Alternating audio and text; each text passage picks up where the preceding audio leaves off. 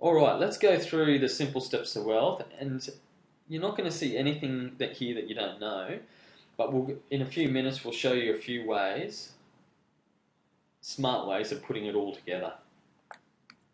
So firstly, and this is the hardest one, spend less than you earn. So who thinks they're good at budgeting? Can I show of hands? Well, that's great. I know I'm not. So there are other ways, such as forced savings, committing to investments, and getting into good habits. Don't wait until you're good at budgeting to start investing, because it'll never happen. Invest difference in good quality growth assets. So what are our growth assets? That's our shares in our property. Owning your own home, and this is still the foundation of wealth in Australia. 4, manage our borrowings wisely. So here we can go through an example of what is good debt and what is bad debt. So our smart debt, or our good debt, is usually a debt we get a tax deduction for and has been used to buy an asset that will grow in value and produce income. Bad debt offers no tax deduction, or it's buying an asset that diminishes or is consumed. Own an investment property. Think about any of the wealthy people that you know, and it's fairly likely they own property investments. And remember back to our 1980 example.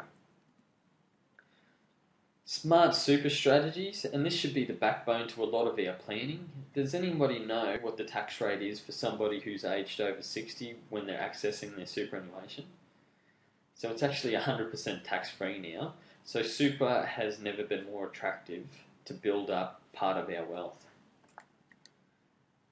Build a professionally managed share portfolio, our other growth investment, and again, most of the wealthy people we know own shares, and also think back to our 1980 example. And lastly, protect the family. So it's no good planning to succeed financially, but only if everything's going to go okay. So most people insure their house and their car, but our biggest asset that most of us are going to have in our lifetime is ourselves and our abilities to earn an income. So it needs to be protected through insurance. Everyone insures our home because if something goes wrong, it has a big impact. It's low risk, but it has a high impact on our lives.